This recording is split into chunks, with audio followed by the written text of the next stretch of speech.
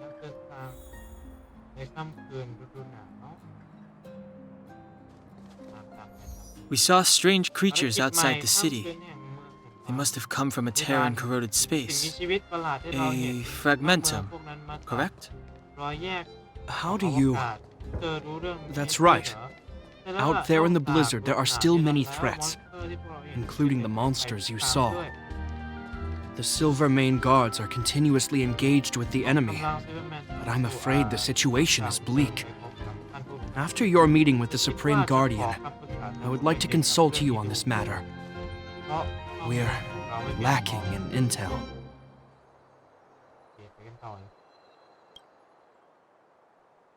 We're here. This is Klipoth Fort, the heart of Belobog and headquarters of the architects. และเป็นศูนย์บัญชาการของเราผู้พิทักษ์เมืองด้วยสร้างเมืองอันนี้เดี๋ยวก็เข้าไปข้างในละนี่ผู้สร้างเมืองดีกว่า The saviors of humanity. Long before the arrival of the eternal freeze, the architects braved the doubts and derision of the people, never wavering from their construction of its defenses. History has proven that their decision was the correct one. The architects named this fortress after Klipoth, Eon of Preservation. Under their direction, humanity has withstood external enemy attacks and held off the eternal freeze. Even today, we resist the fragmentum's corrosion. วันนี้ก็ยังต้องต่อสู้กับการกัดกร่อนที่มาจาก This fortress is also the residence of the Supreme Guardian. แห่งนี้ยังเป็นที่พำนักของผู้พิทักษ์สูงสุดด้วย The Supreme Guardian? The leader of Belobog, elected and appointed by the architects. The Supreme Guardians have watched over this city for generations, sheltering the people from harm.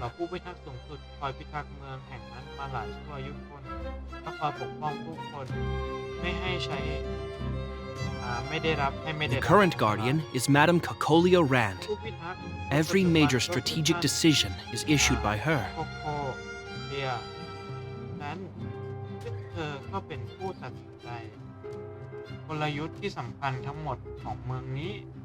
Whoa, she sounds like a big deal. I will now bring you to see Madame Kakolia. Please have your words at the ready. Her time is precious, so she prefers concise communication.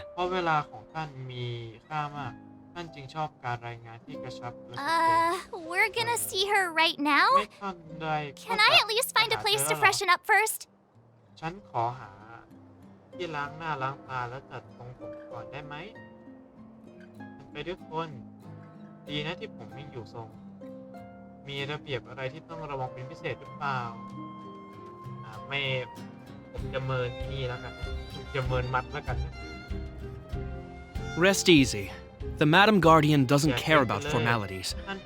Not to mention, you've only just arrived. It would be unexpected if you were familiar with Belobog customs. I've dispatched a messenger to send word. Madame Kakolia will be aware of your arrival. Come with me.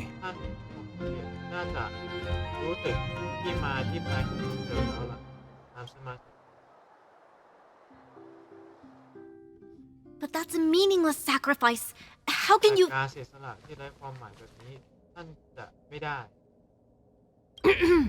You may leave, Bronya. Visitors have arrived. อีกแล้วชื่อนี่อีกแล้วมึงไม่มีไอเดียตั้งชื่ออีกแล้วเหรอเหมือนมากไอ้เหี้ยน้องมาอยู่ดาวนี้ได้ไง Yes,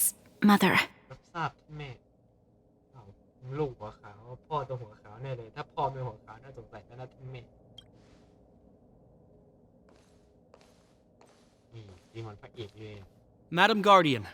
I have brought 3 outsiders to see you.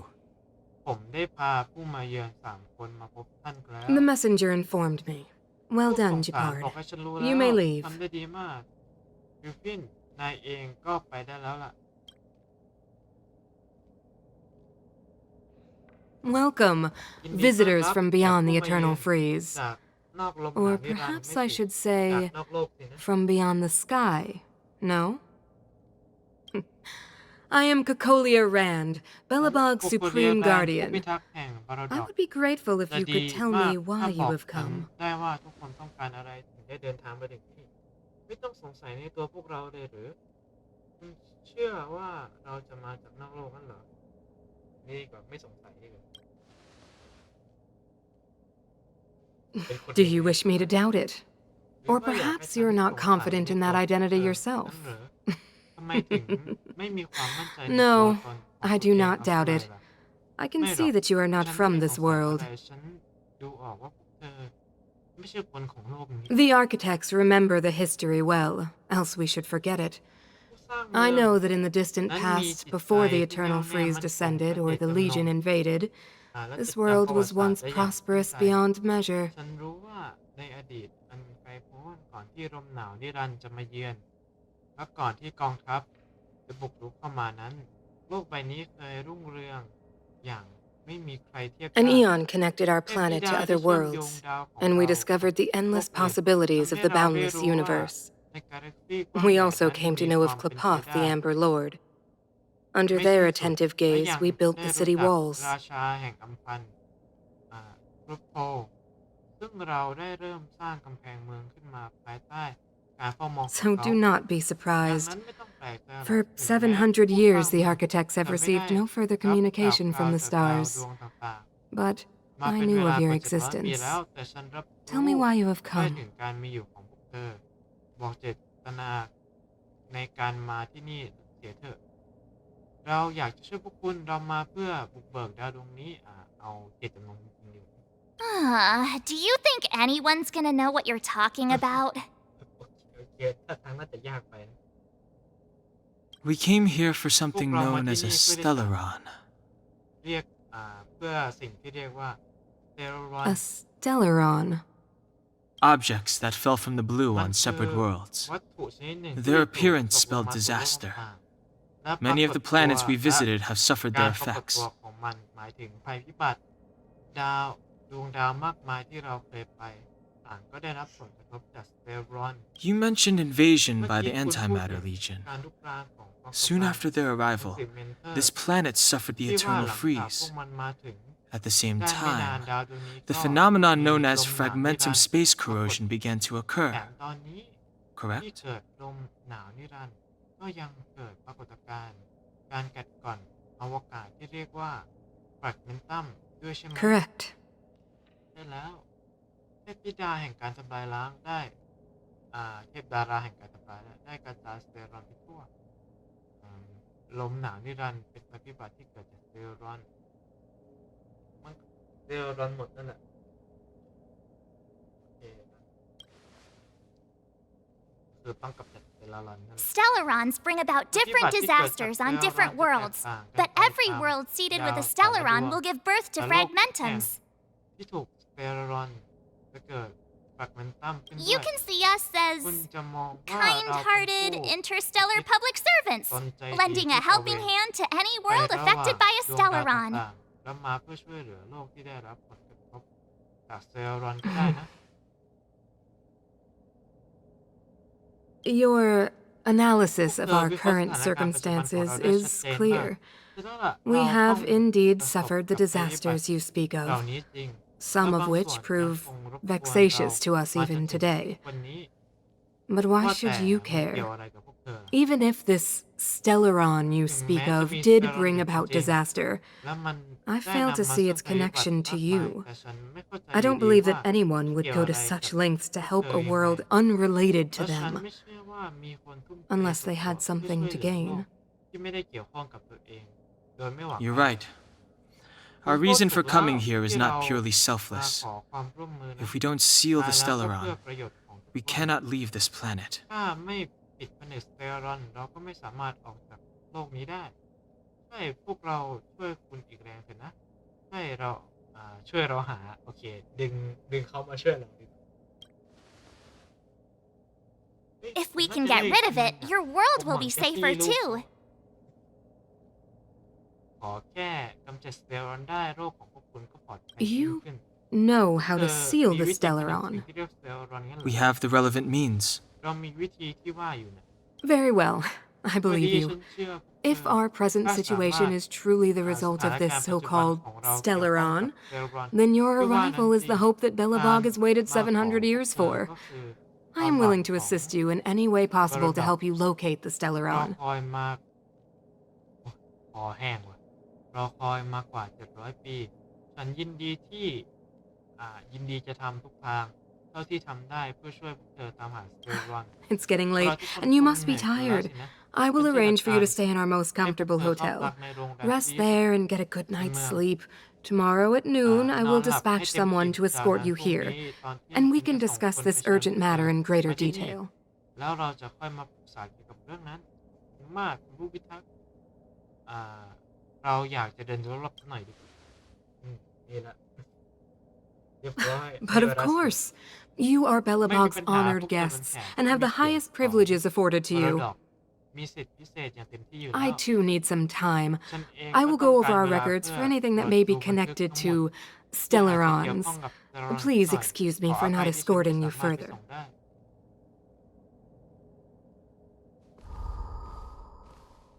อะไรไม่นะอีดอก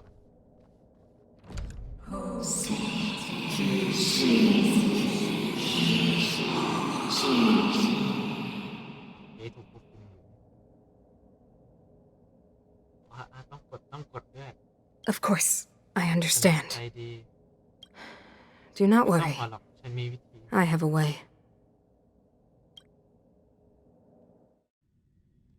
ไม่เนื้อเรา It seems that the Supreme Guardian holds you in high regard. ดูเหมือน I have received orders that your movements are no longer to be ได้ restricted. รับคำสั่งว่าไม่ต้องจำกัดการเคลื่อนไหวของตัวเองต่อไปผู้หญิงคนนั้นดูน่าเกรงขามจังแต่ดูเป็นคนมีเหตุผลนะ She's the big shot. Definitely got that Queen of the Castle vibe going on. Oh, so มากของ cool. ผู้นำจัดเต็มมากเลยเท่ชะมัด I'm afraid I still have duties to attend ฉัน to. ต้องรีบ I กลับ must ไป return to my ทำ post. การก่อน I hope you enjoy your stay in Belobog. Wait. Can you recommend some sites? It's not that late. We want to take a look around. นี่มันยังไม่เย็นเลยฉันอยากเดินเที่ยวที่นี่ Well, I'd say that Golden Theater and the History Museum are both worth a look. However, you'd need a pass to get into the museum. กับพิพิธภัณฑ์ประวัติศาสตร์แต่ว่าจะต้องมีบัตรรับรองเพื่อเข้าพิพิธภัณฑ์ด้วยนะ I recommend you visit Everwinter Monument first. It's Belobog's most symbolic landmark. อีเวนต์วินเทอร์มอนนูเมนต์ก่อนดีกว่าที่นั่นเป็นสถานที่สำคัญและเป็นลิ้นพันที่นั่นเป็นสถานที่สำคัญและเป็นสัญลักษณ์ที่แสดงถึงความเป็นมรดก And if you enjoy music, you could head to Neverwinter Workshop. You can sometimes catch an outdoor performance there. The artist is... You'll see. ศิลปินก็คือพวกเธอไปดูเองแล้วกัน Oh, and if you're staying at Goethe Hotel, please avoid the alley that runs next to it. The one with Silvermane guards stationed there. It started to be affected by corrosion recently, so it's been sealed off. ที่มีกองกำลังซิลเวอร์แมนประจำการอยู่ เพราะมันเมื่อไม่นานมานี้ที่นั่นได้รับผลกระทบจากการเกิดก่อนของแฟกเมนตัมก็เลยถูกปิดไว้ So the corrosion is inside the การ city. เกิดก่อนเข้ามาในตัวเมืองแล้ว Well, that's a grave situation. ไม่สู้ดีแล้วสิ Yes, we're mounting a เรา resistance กำลัง as ต่อ we สู้ speak. กับมันอยู่ I must leave ขอ now. ตัวก่อน I hope all goes ขอ well ให้ for ทุ you. กอย่างราบรื่นนะว้าวเอาไปกันเลยแล้วกันนะไปดูสถานที่ท่องเที่ยวกัน Wow, look at the ว้าวดู carved นั่นสิ ice. น้ำแข็ง It feels แกะสลัก perfect for ที่ this มัน city เด็กมาก somehow. เลยดูเข้ากับเมืองนี้แปลกๆนะว่าไหม Whatever it's made ไม่ of, ว่ามัน it จะ can't ทำ be จากอะไร ice. แต่ยังไงก็ไม่ใช่น้ำแข็งสลักแน่ I guess you're right. It's actually pretty warm in ๆ the อากาศใน city. เมืองนี้มันอบอุ่นเลยทีเดียว Hey, what's with all the children over there? Should we go and take a look? ยืนกันอยู่เต็มเลยเราเข้าไปดูใกล้ๆกันไหมไม่มีแค่นี้แบบฟังแบบยืนตรงนี้เลย So let me introduce myself. ขอแนะนำ I'm the intelligence officer for the Silvermane Guards and a temporary guide for the A Journey Through Belobog's History program. My name is Pelageya เรื่อง Sergeyevna. ราวของการเดินทางสู่ ประวัติศาสตร์ระดับด้วย But you can call me Pela. ทุกคนเรียกฉันว่าเพล่า Yes, Miss Pela. พี่เพล่าพี่เพล่าพี่เพล่า And perhaps the grown-ups among us could refrain from acting like อย่า children. ทำตัวไม่รู้อีโหนอีเหน่เรียนแบบเด็กๆเชียวล่ะ Okay, guys.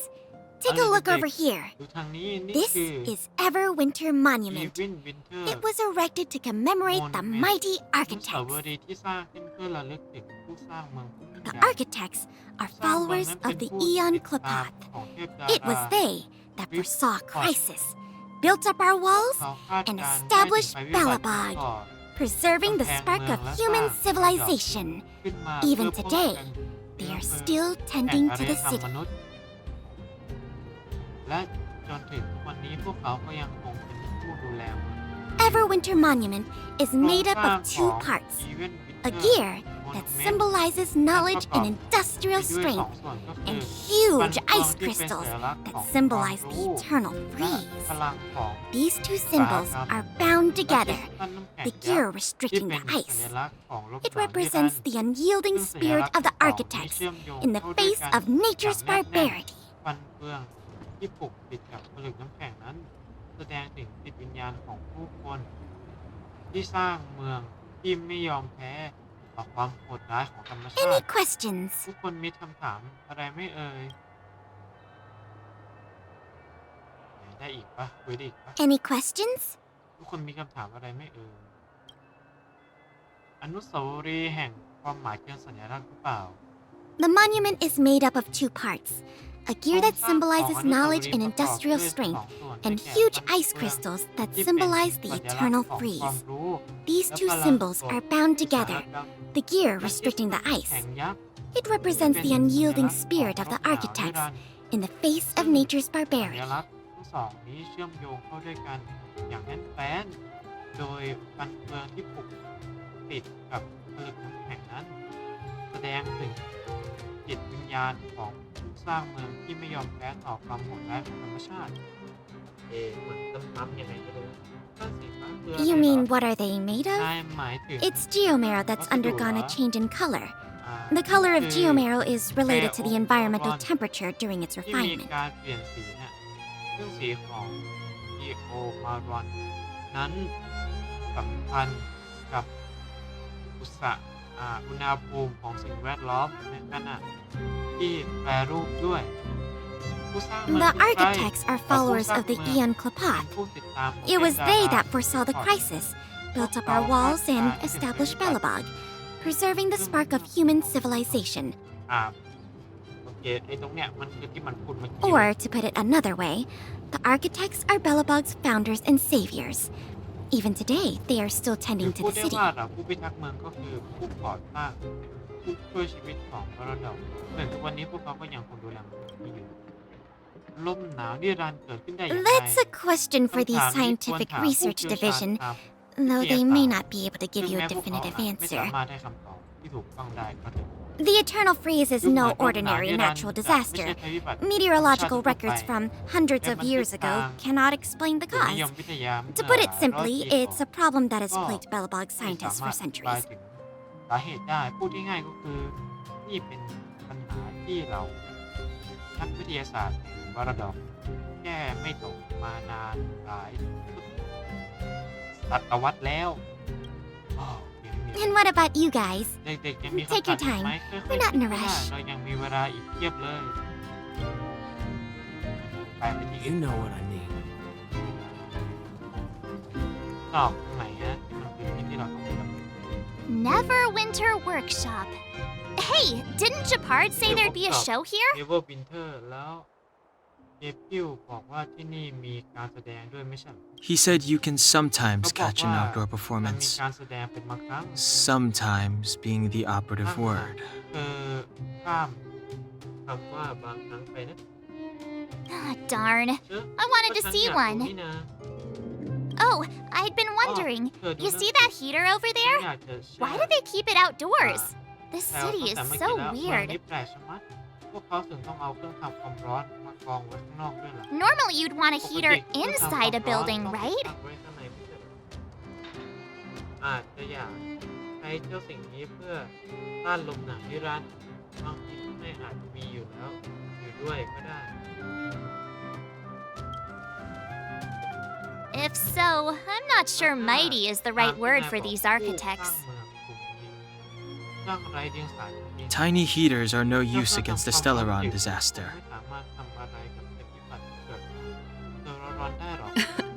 You guys sure have a lot to say about that broken heater. Oh wow, she's cool.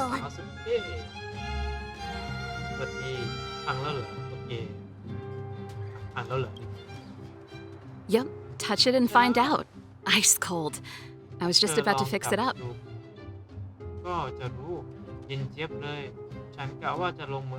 I forgot to introduce myself. The name's Serval. I'm the owner of this workshop.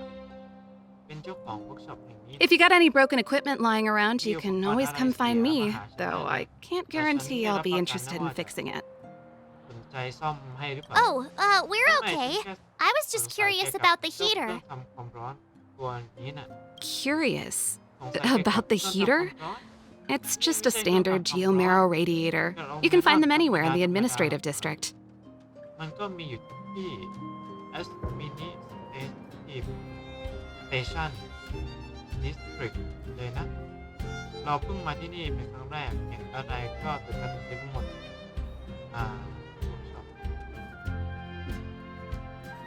Only just got here? เพิ่งมาที่นี่เป็นครั้งแรกไหนอะพวกนี้เป็น Ah! I figured it out. I heard a loudmouth guard say that a group of outsiders had met with Kokolia. ปากมาก You must be them? ว่ามีผู้มาเยือนบางคนได้เข้าพบกับโคโคเลียด้วยมันคือพวกเธอสิ What an honor. เป็นแขกที่หาได้ยากจริง Where are my manners? มา We can talk about heaters all day if you like. Let's have a chat. คนนี้จะคุยกับพวกเธอได้หมดเลยไปข้างในกันได้ไหมเก็บเจอเรื่องทำความร้อนที่แผ่ความร้อนออกมาถึงไม่เด่งสะดุดตาแต่ก็มีฮีโร่ช่วยเหลือคนเมืองเรียกเกมแห่งนี้ด้วยเก็บคือหนังสือค่ะไม่ยุ่งแล้วปล่อยเกพักไปดิทั้งขยะธรรมดาคุณกำลังจ้องถังขยะอยู่นานแต่มันก็ยังเป็นแค่ถังขยะธรรมดานายจะทำอะไรเนี่ยคุณกำลังกดกลั้นความอยากที่จะเปิดมันไว้เห็นไหมคุยดีปะ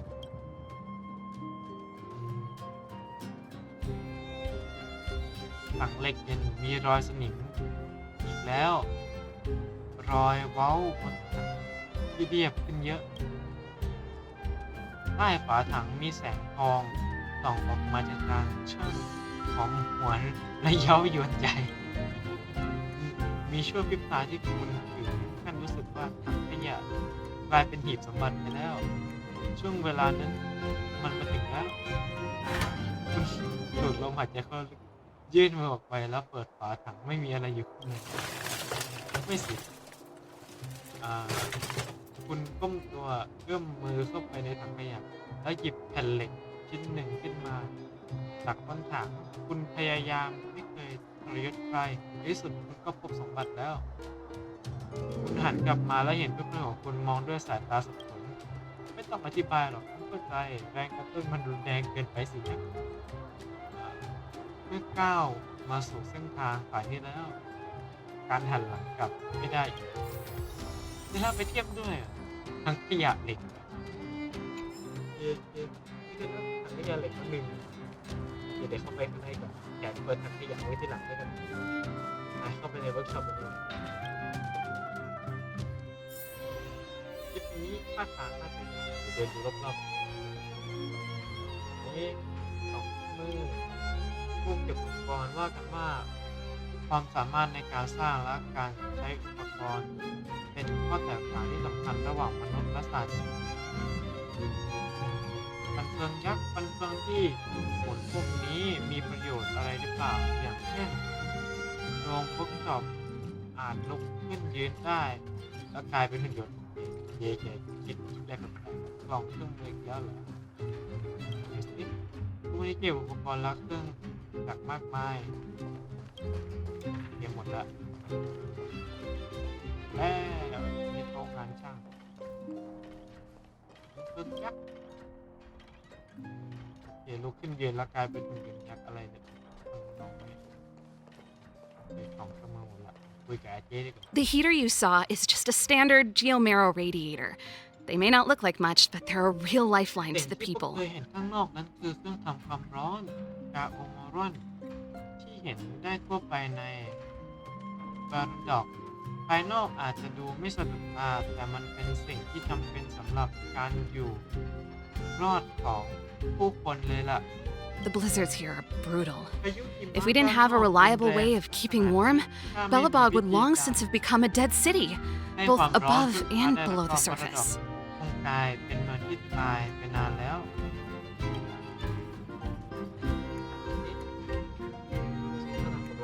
It's an ore, a special energy resource. Whether it's keeping the city warm or keeping our counters ticking, everything runs on ไม่ว่าจะ Geomero. เป็นเรื่องใหญ่อย่างการให้ความอบอุ่นคนทั้งเมือง หรือเรื่องเล็กๆอย่างเครื่องนั้นจำนวนในเมืองล้วนให้พลังงานโดยกาโอเมรอน Geomero grows beneath the surface of the planet, and specialist underworld mining teams are there to extract it. Transport lines shuttle it up to the surface. In the overworld, we use the same lines to ship surface goods and aid down to the underworld. ลำเลียงผ่านเส้นทางขนส่งขึ้นมายังพื้นดินและในทางตรงข้ามด้านบนอย่างโอเวอร์โบเองก็ใช้วิธีการขนส่งแบบเดียวกัน เพื่อส่งข้าวของสนับสนุนและช่วยเหลือลงไปยัง Underworld ด้านบนและด้านล่างของ You didn't know? Belobog is structured like two big connected discs. The overworld is responsible for administration and trade, while the underworld is responsible for energy supply and resource extraction. ชอบในการบริหารและการค้าส่วน Underworld จะรับผิดชอบด้านการจัดการ However, due to an order that was given many years ago, nobody has moved between the overworld and the underworld in a long time. I shouldn't be talking about this. Pretend I never said anything. ถือว่าฉันพูดเองก็แล้วกัน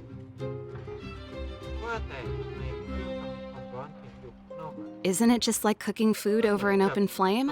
If the house is a pot, then the heater is the stove it rests on. ถ้าบ้านเป็นหม้อทำอาหารขนาดใหญ่เครื่องทำความร้อนก็คือเตาไฟ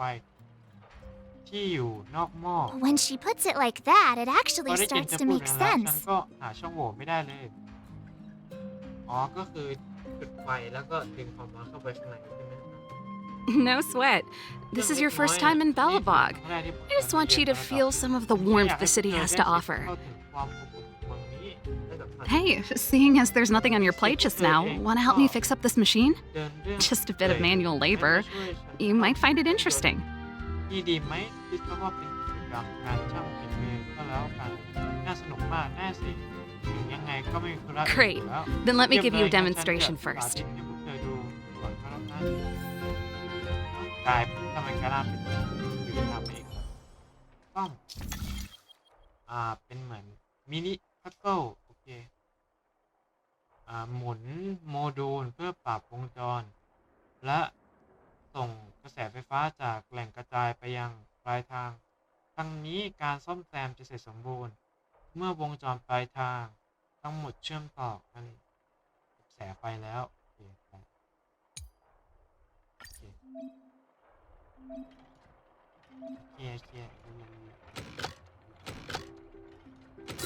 มาแล้วไ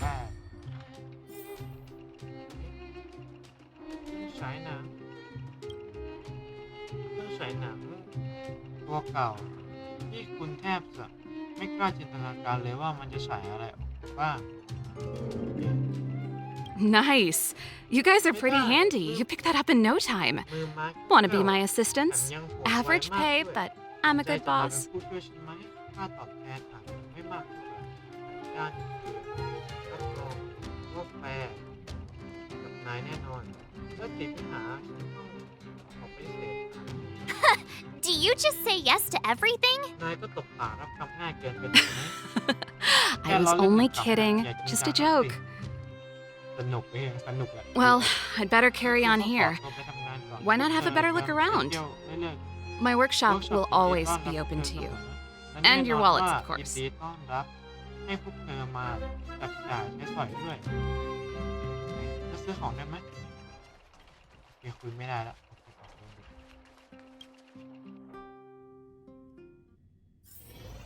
มาไปที่สุดท้ายกัน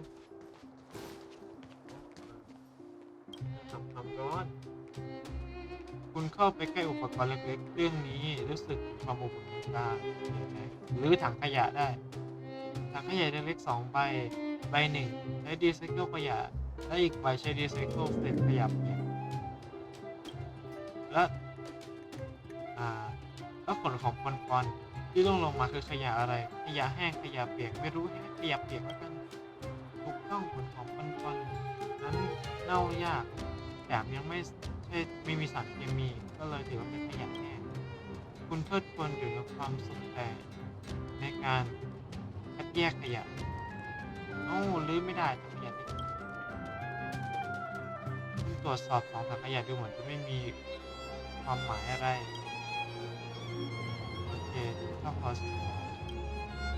ไม่ได้พลาดอะไรไปในถังขยะเป็นสิ่งของที่น่าสนใจเลยนี่ผิดครับโอเค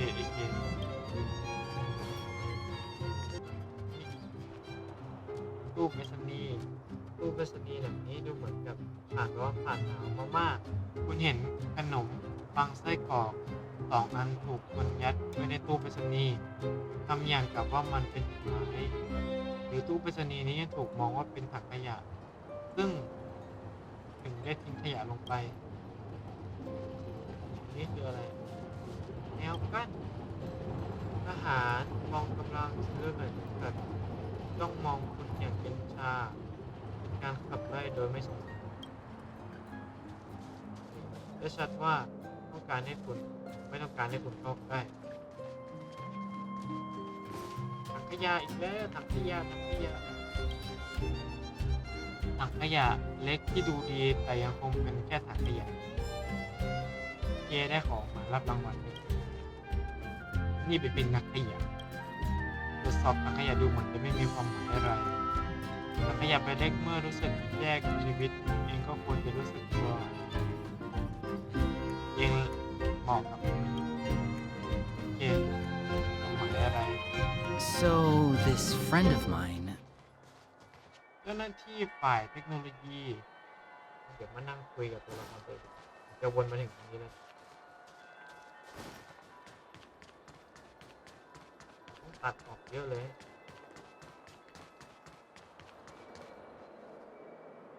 That's the alley that Japard mentioned. The one contaminated by the fragmentum, right? พูดถึงที่ว่าแฟกเมนตัมปนเปื้อนอยู่ใช่ไหม I can't believe how close it is to the city center. เอกลางเมืองมากๆเลยด้วย If they hadn't identified it, ก็เปิดไว้แล้วก็ I bet all the shops and hotels in the vicinity would have had to close down by now. ในไม่ช้าเลยนะ Move back! This is your final warning. เตือนลูกสุดท้าย แต่ But my proof of property is inside. I don't have any. The fragmentum has already corroded this block. You can make a property retrieval request to the architects, but only Silvermane guards are permitted to enter here. ไปคืนมาได้แต่เราไม่อนุญาตให้ผู้อื่นเข้าไปข้างในนอกจากสมาชิกกองกำลังซิลเวอร์เมดเท่านั้น I can't believe fragmentum corrosion has spread into the city. No wonder there are so many soldiers stationed there.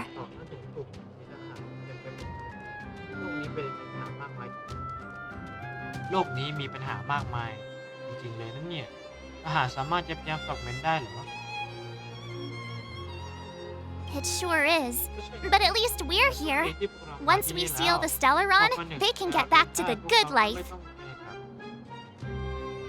ความยากลำบากแบบนี้ Please try to understand, sir. Backwater Pass has become very dangerous. We're just here for your safety. If I can't get my proof of property, it doesn't matter how safe I am. Out of my way! Let me pass! ได้ฉันเข้าไปลงไงต่อบุคค เข้าไปไหนชาวเมืองก็ตื่นตระหนก Let me pass. ไอ้ฉัน I'm not afraid to ฉันไม่กลัว die. ตายหรอกไม่เหลืออะไรแล้ว I've lost หมดสิ้น everything. ทุกสิ่งอย่างแล้วเมื่อกี้มันมีคุณบ้าง Stand back. ถอยไป This area is พื้นที่ off ที่ถูกปิด limits. แล้วใครไม่ Only ใช่ Silvermane คน guards ของ are permitted to กอง enter กำลัง here. Silvermane ห้ามเข้าไปเด็ดขาดกองกำลังจะควบคุมสถานการณ์ได้ไหม We're optimistic. This area has only recently been corroded, so monsters are few and far between. Please, have faith in the gods. โปรดเชื่อเถอะว่ากองกำลัง Silvermane จะจัดการได้แน่นอน If it weren't for most of our forces being deployed to the front line, situations like this wouldn't amount to anything. แนวหน้าแล้วก็ Can't เรื่อง even go แค่ on the นี้ offensive. หลักแต่ตอนนี้แม้แต่กองกำลังโจมตีก็ยังไม่มีเลย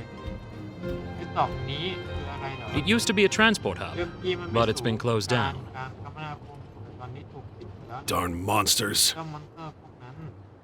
มันสมควรตายงานนี้คงลำบากมากเลยใช่ไหม Well, this is our duty as Silvermane guards. We are responsible for the safety of the ต่อ citizenry. ความปลอดภัยของชาวเมือง Duty is duty. หน้าที่ We trust in the หน้าที่ higher ups. เบื้องบนจะ I worry about our compatriots below ground. They must be. เป็นห่วงเพื่อนร่วมชาติของเราที่อยู่ใน Underworld ตอนนี้พวกเขา That's enough. อย่าพูด The Guardian has ผู้พิทักษ์ strictly forbidden ห้ามไม่ให้ discussion of พูดเรื่อง underworld ของ affairs. Underworld Right. I'm such a ไม่ hot-headed. ร้อน I'll zip ไม่พูด it. แล้วจริง Please keep a safe distance. ๆ This ห่าง is a จาก live ที่นี่ situation. ดีกว่าเรายัง Plus, ปฏิ we บัติ need ห to น้า look ที่ busy. ถ้ามีคนเห็นพวกคุณเล่นกันแบบนี้จะไม่ดีเอาไม่มีอะไรคุยแล้วใช่ไหมมีทหารด้วยนี่ดีกว่าแบ็ควอเตอร์พลาสไม่ตรงตามเงื่อนไขโอเคคือยังปลดล็อกพื้นที่ไม่ได้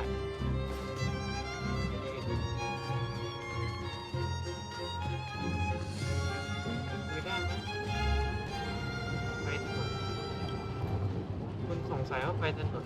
นี่ใช่เพื่อให้ความร้อนหรือเปล่าเสาถนนของไฟถนนบนเสาโอ้ยอ่านไม่ทันด้วยที่ติดเทป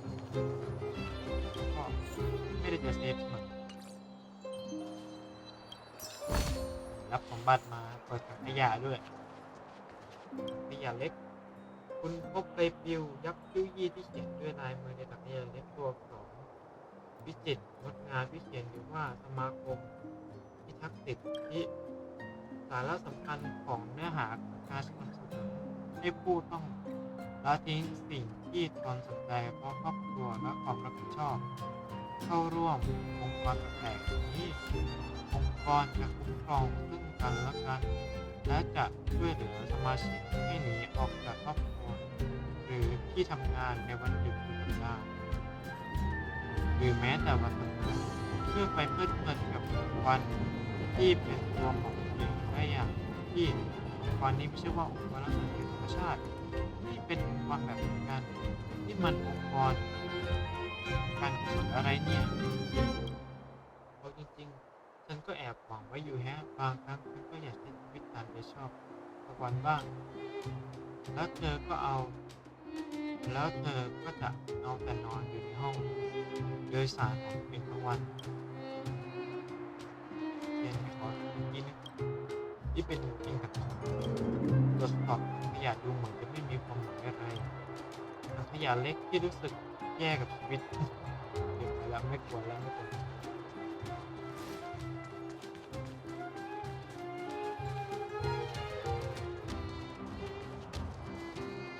ตู้หยอดเหรียญตู้หยอดเหรียญขายอะไรตู้หยอดนี่มีของกินอะไรมั่งว่าเป็นของกินหน่อยนิดนึง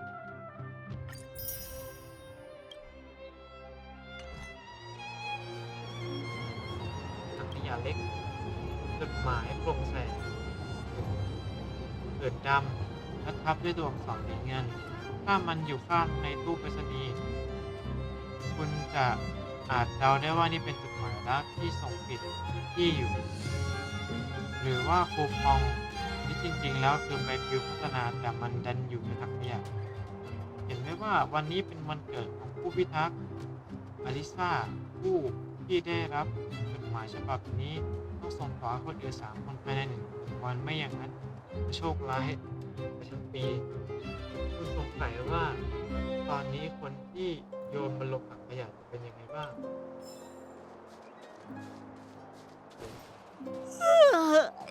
So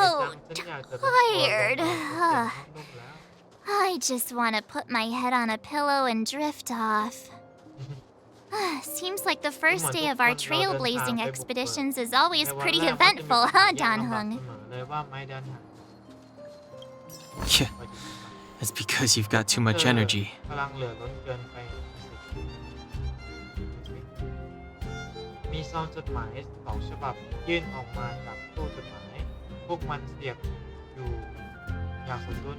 หากแตะฉบับใดฉบับหนึ่งอีกฉบับจะถูกเดินเข้าไปในความมืดทันทีและคุณก็จะตกอยู่ในภาวะที่เกินไม่เข้าใครไม่ออกหยิบซองจดหมายมาหยิบซองจดหมายออกมาดันเข้าไปที่หัวโอเคเอาไหนดีซ้ายหรือขวาหรือดันเข้าไปทั้งหมดเราเลือกที่จะเสือกแล้วกันนะคุณเก็บจดหมายเอาไว้คุณได้รับไปเทมจดหมายที่ไม่ได้ส่ง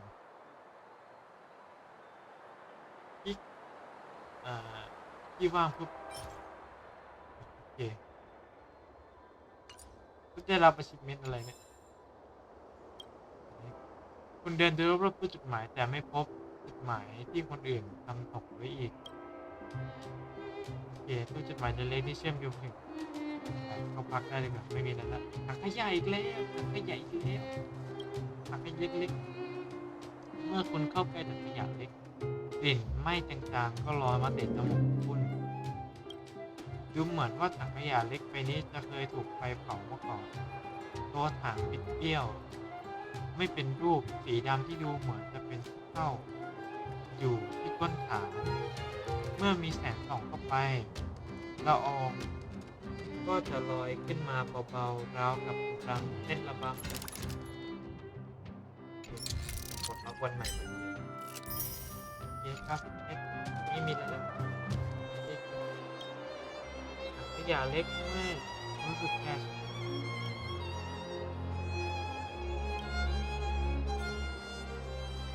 ยังไม่มีแล้วเข้าข้างในแล้วกันนะ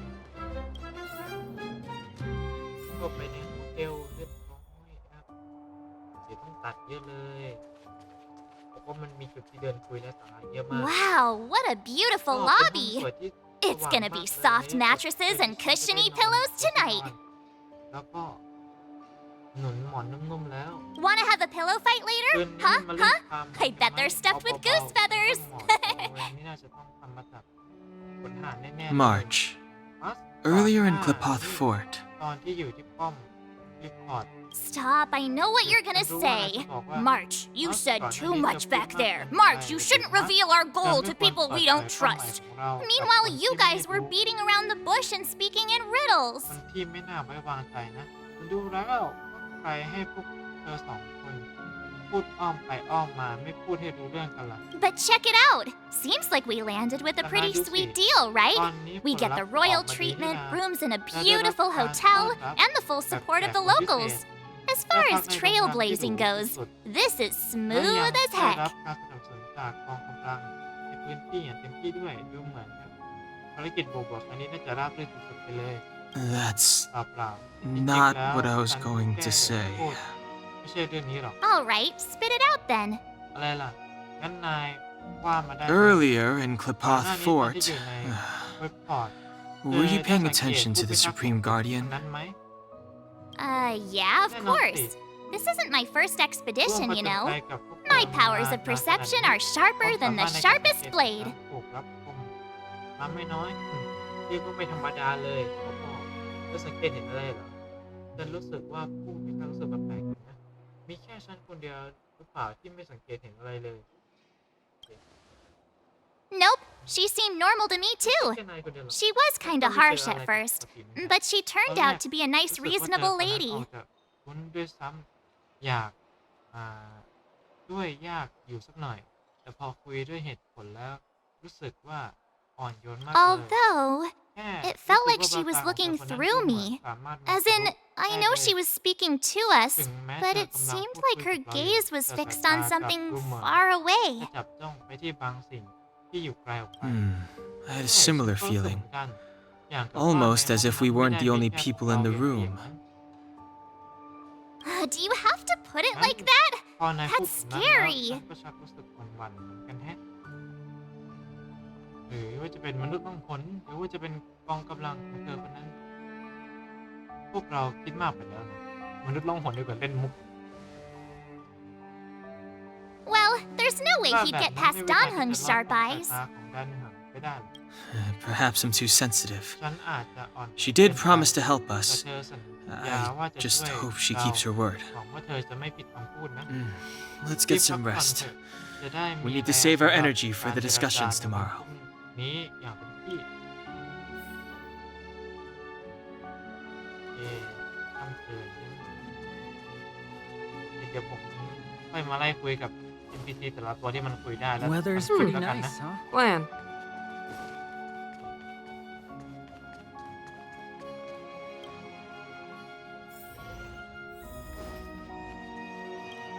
ประมวลหนังสือเต็ม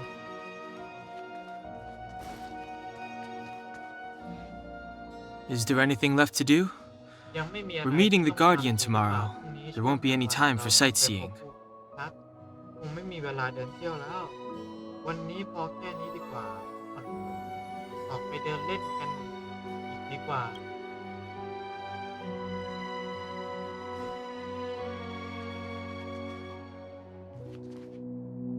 Is there anything left to do?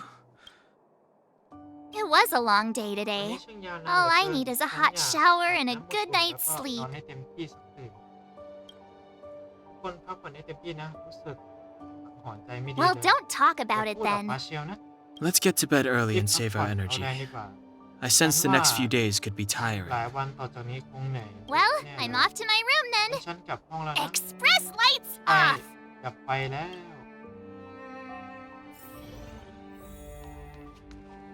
ว้าวเก็บค่ำคืนเก็บแม่งทุกอย่างที่เก็บได้ที่ออกไปข้างนอกอันนี้คือทดสอบไม่ต้องสงสัยเลยว่าสิ่งที่อยู่ในนั้น ตรงหน้าคุณก็คือตู้เสื้อผ้าหลังหนึ่งนั่นคือตู้เสื้อผ้าสุดสมบูรณ์แบบที่คุณสัมผัสได้จากเซลล์ของตัวเองตั้งแต่ดีไซน์ความจุเนื้อสัมผัสวัสดุกลิ่นไม่ว่าจะมองจากมุมไหนคุณก็จินตนาการถึงตู้เสื้อผ้าที่สมบูรณ์แบบยิ่งกว่านั้นไม่ออกเดี๋ยวนะกลิ่นก็ใช้ตัดสินคุณภาพของตู้เสื้อผ้าได้ด้วยเหรอแต่ใครจะสนก็มันหอมจริงๆนี่นามันไม่ใช่กลิ่นของไม้จันทร์ทั่วไปหรือวัสดุธรรมชาติอื่นๆจะเป็นกลิ่นหอมชื่นที่ประดิษฐ์ขึ้นจากศาสตร์ทางเคมีและอย่างสมบูรณ์แบบ มันมีความดึงดูดมากจริงๆดึงดูดจนคุณอยากจะพุ่งเข้าไปในตู้เสื้อผ้า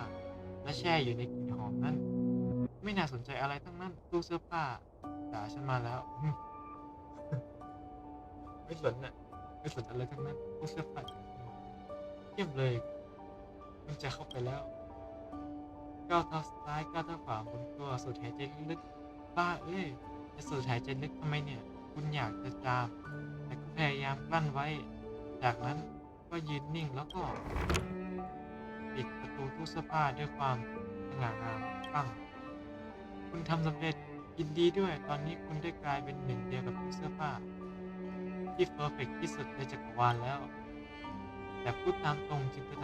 ใจของคุณยังห่างไกลจากคำว่าตื่นเต้นมากบางทีคุณอาจยังต้องการเวลาเพื่อสัมผัสกับความอัศจรรย์ของมันสักหน่อยสำหรับคุณแล้วที่นี่อาจจะมืดไปหน่อยแต่เดี๋ยวคุณก็คงจะปรับตัวได้เองใช่ไหมความมืดทำให้ดวงตาของคุณมืดสนิทฉันจะออกไปมันต้องอย่างนี้แหละรออีกสักหน่อยพยายามปรับตัวให้เข้ากับสภาพแวดล้อมมืดนิดเชื่อมั่นตัวเองสิขอ อแค่คุณอดทนอีกสักหน่อยเรื่องที่น่าสนใจกว่าความมืดจนมองไม่เห็นหัวนิ้วมือก็จะเกิดขึ้นอย่างแน่นอนรับประกันความสนุกเลยเดี๋ยวสิได้ยินไหมมีเสียงบางอย่างกำลังใกล้เข้ามาตั้งทุกแง่คนที่เดินอยู่บนทางเดินเรื่องสนุกกำลังจะเริ่มแล้วเหรอเห็นไหมล่ะลองคิดดูดีๆสิถ้างั้นตอนนี้คุณลองดูซิว่ามันคือเสียงปีเท้าของใครรูมเซอร์วิสปีศาจร้ายในนี้ดิใช่แล้วนั่นแหละคุณมาถูกทางแล้วนั่นคือปีศาจร้ายที่สิงอยู่ในโกรเทคโฮเทลมันจำสิงอยู่ในตู้โอเคห้องใต้หลังคาที่หลังสกปรกที่ทั้งสกปรกและไร้คนทำความสะอาดมันจะกินผู้มาเยือนที่โชคร้ายและและน่าสงสารเป็นอาหารโดยเฉพาะแต่คราวนี้มันเลือกเหยื่อผิดคนแล้วคุณคือผู้บุกเบิกที่มีชื่อเสียงของจักรวาลเชียวนะและยังเป็นเทพผู้พิทักษ์แห่งสถานีอวกาศเทต้าแล้วก็เป็นจุดจบของ Doomsday Beast ด้วยใช่แล้ววันนี้ก็คือวันที่คุณจะกำจัดความชั่วร้ายเพื่อทุกคนข้างในตู้เสื้อผ้าดูเหมือนจะไม่ได้มืดขนาดนั้นแต่สว่างอันหารกล้าส่องมายังพื้นที่รอบๆตัวคุณรูมเซอร์วิสมาแล้วมีใครอยู่ในห้องไหมนั่นไงล่ะปีศาจร้ายแห่งโรงแรมตามที่ชอบหลอกว่าตัวเองเป็นรูมเซอร์วิสแต่ทั้งนั้นมุกเดิมๆคุณไม่มีทางถูกมันหลอกง่ายๆแนวป้องกันในใจของคุณหนายิ่งกว่ากำแพงที่รีพอร์ตทางขึ้นอีกคุณเตรียมพร้อมแล้วงั้นฉันจะเข้าไปแล้วนะโอกาสถือแล้วจะปีศาจร้ายจงรับการพิพากษาไปสักเดี๋ยวเปิดประตูดังดึ้มท้ายจะเถอะจะปีศาจเรื่องแล้วคุณชนะปีศาจร้ายในถูกขับไล่ไปแล้วต่อไปที่แห่งนี้จะมีแต่นะครับถูกขับไล่ออกไปแล้วต่อไปที่แห่งนี้จะสะอาดบริสุทธิ์เหมือนว่าปีศาจร้ายตอนนั้นอาจจะทิ้งของบางอย่างไว้ด้วยหยิบขึ้นมาสิไม่ต้องเกรงใจถือซะว่าเป็นของเรามาสำหรับการกระทำที่กล้าหาญจะรับไปจิ้มด้วยโอเคแค่คุณธรรมนอนดีกว่าเที่ยวไร้สาระชิบหายเลยไปนะแห่งตลอดโคโคเรีย Who are you? ใคร What are you? คืออะไรกันแน่เราคิดว่าจะเป็นผู้พิทักษ์มาหลายชั่วอายุคน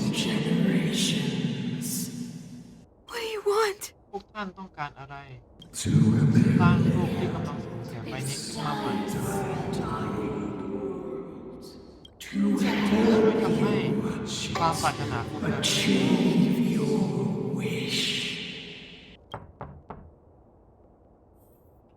อะไรค่ำคืนแห่งนิรันดร์ยังไม่จบอยู่แล้วนี่ Hey, did you hear that? นี่นายได้ยินไหม There's a group of Silvermane guards at the entrance, and I don't think they're here to say hi. ดูเหมือนจะไม่ได้มาดีแน่ If this is our escort, it's less friendly than I was expecting. บรรยากาศก็ออกจะดูจริงจังไปหน่อยเห็นแค่หมวกเกราะพวกนั้นแล้วจะทำไมถึงดูออกว่าจริงจังได้ล่ะอยู่ในเวลาทำงานจะร่าเริงได้ยังไงล่ะบางทีพวกเขาอาจจะไม่ได้มาต้อนรับเรา I guess we'll have to find out.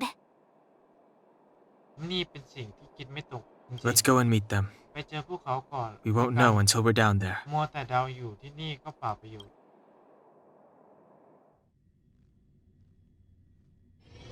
Hey, Commander Bronya is waiting for you all down below. Hurry up and go see her. And no tricks.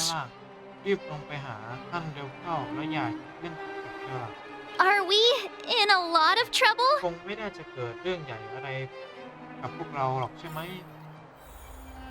อะไรเนี่ย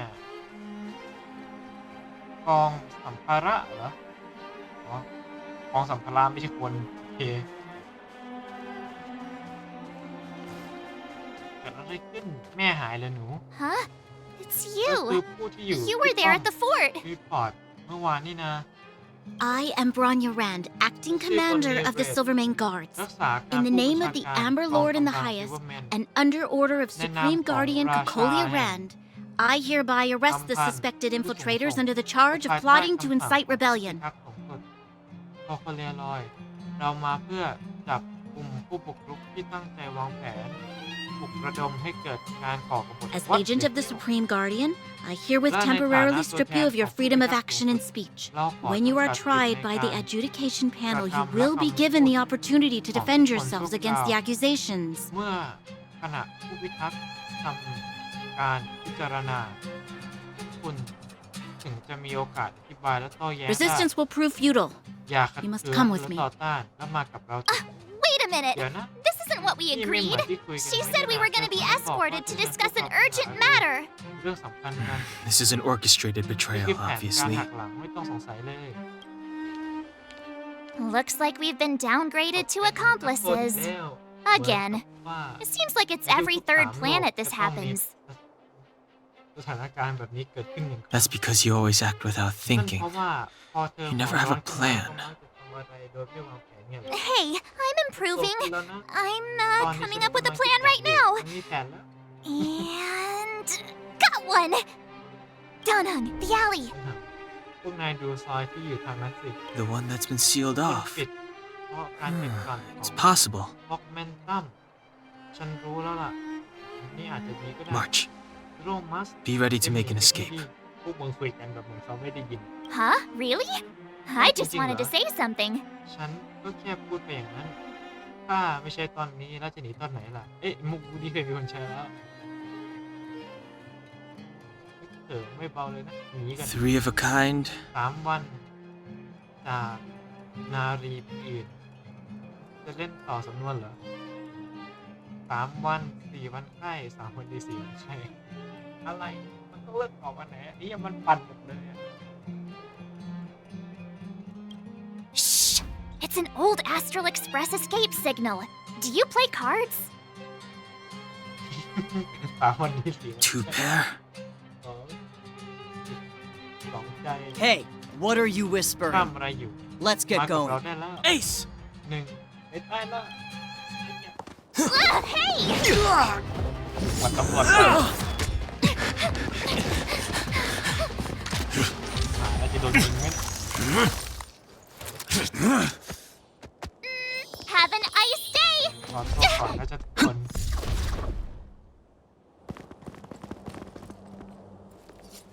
โอเคหนีไปแล้ว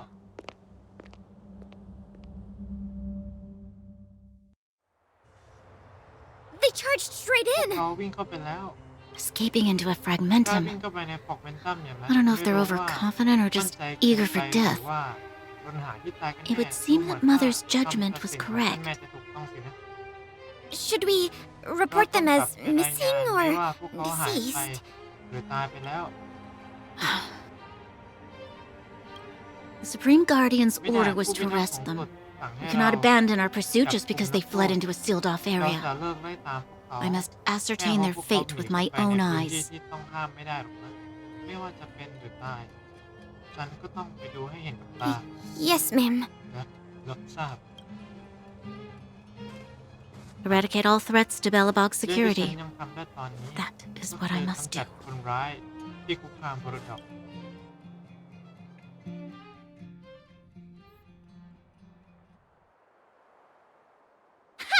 See? They weren't brave enough to follow ตอน us. นี้ไม่ตามเข้ามาแล้ว เป็นอิสระสักที Serves them right. From the Better map. luck next time, คิดอยาก slowpokes. จะจับพวกเรา รอชาติหน้าเถอะอันตรายเกินไป ยอดไปเลย มันก็แค่โชคช่วยเถอะ Well, ความ you โชค can ดี get มัน good ก็ at เป็น getting ความสามารถ lucky. อย่างหนึ่งนะกองกำลัง We ซู caught เปอ them ร์แม by น surprise. คงนึกไม่ถึง Nothing more. ว่าเราจะทำแบบนี้ They'll be in pursuit soon งาน enough. พวกเขาต้องตามมาแน่ Hmm. เดินไปตามทางก่อนแล้ว Let's กัน follow the path. We need to guarantee our ownต้อง safety มั่นใจ before making any further ว่า plans. ปลอดภัยก่อนแล้วค่อยวางแผนขั้นต่อไปที่ค่ำคืนของเมืองแห่งความหนานิรันดร์จบแล้วนะครับ ก็ขอจบคลิปนี้เพียงเท่านี้แล้วกันเอาไว้เจอกันคลิปหน้า